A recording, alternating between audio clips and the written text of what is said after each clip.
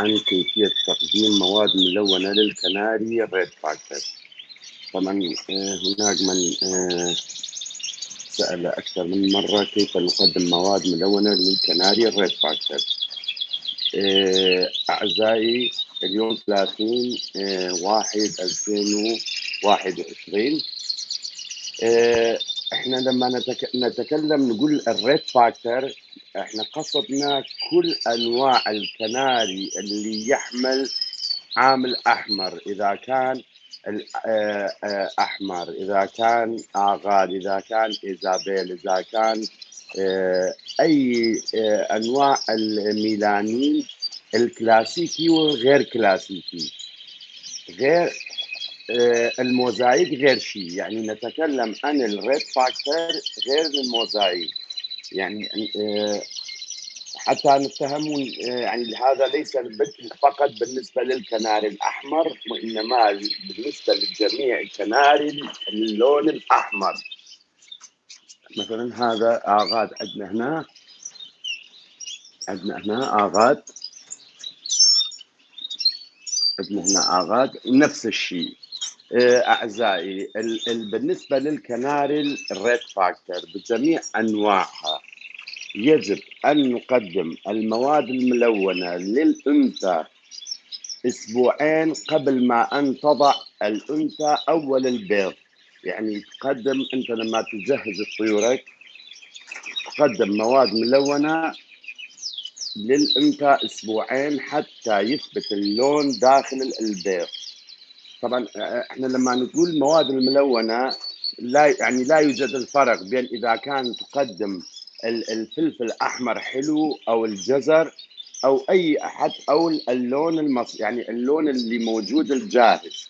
هذه نفس الشيء، يعني يطبق على الاثنين اللي يسمى عندنا بالمواد الطبيعية واللي يسمى بالصبغة.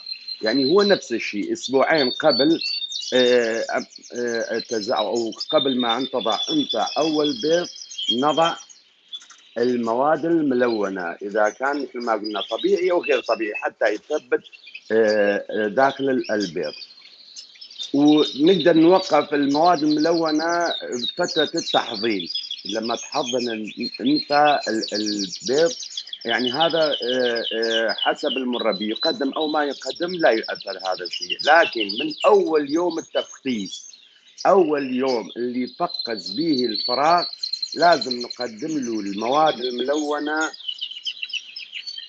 حتى يكمل، يعني حتى يصل إلى مرحلة التبديل الريش. وبعد تبديل الريش أي القلش لازم نقدم مواد ملونة حتى يخلص هاي الطيور من التبديل الريش، لازم نقدمها.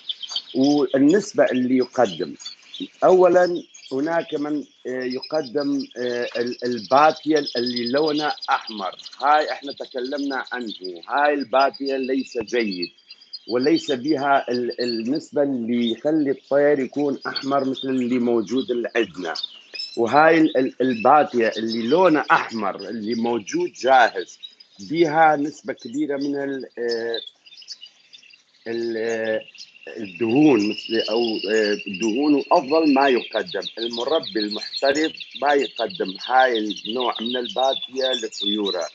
يعني ويعتبر هاي أرخص أنواع، أو مو بس بالنسبة للسعر، بس يعني أنواع ليس جيدة للمربي اللي يريد يكون لون الطيور الأحمر مثل ما هو موجود اللي عندنا.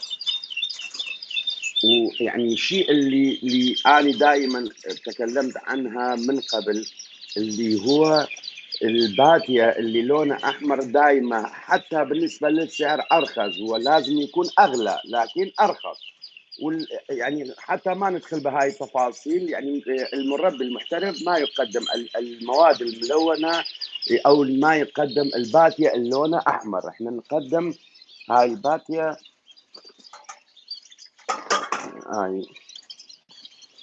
هاي الباتية ونخلط وياها اللون أو الصبغة مثل ما يسمى. نخلط وياها حسب النوعية المواد الملونة اللي أنت تستخدمها، لأن أكو أكثر من شركة. يعني هناك أنواع كثيرة من الشركات يصنع هاي الأنواع من الصبغة. لازم تخلط ويا نسبة اللي يكتب لك 10 جرامات، اللي يقول لك 12 جرام. لازم حسب الشركة اللي يصنع هاي المواد الملونة طبع بها وتكون قدام الطيور طول الوقت، مثل ما قلنا أسبوعين قبل ما أن تضع البيض، وبعدها من أول يوم تفقس الفراخ لازم نقدم له هاي المواد الملونة حتى يكمل الطيور القلق. واكو يعني انواع اخرى، يعني مثل ما يسموه يعني لون.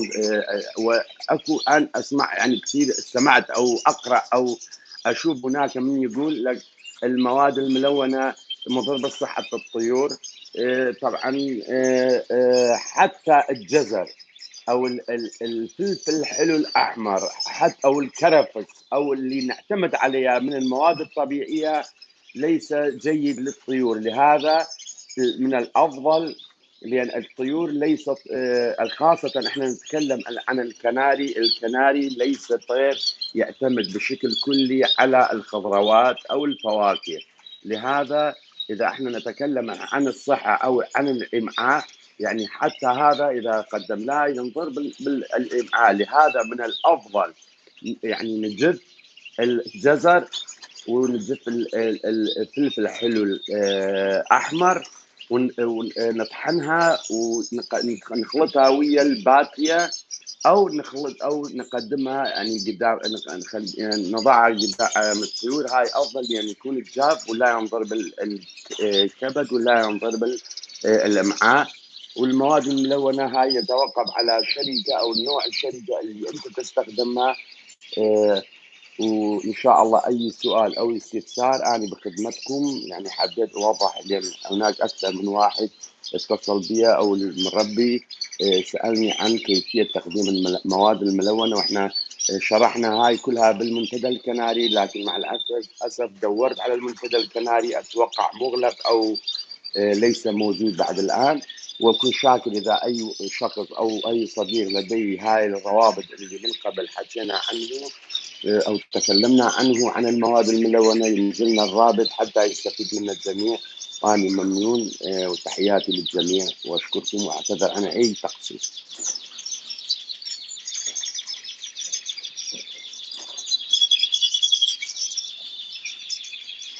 بس هاي شلون نوقفها الآن؟ لأن هاي أول مرة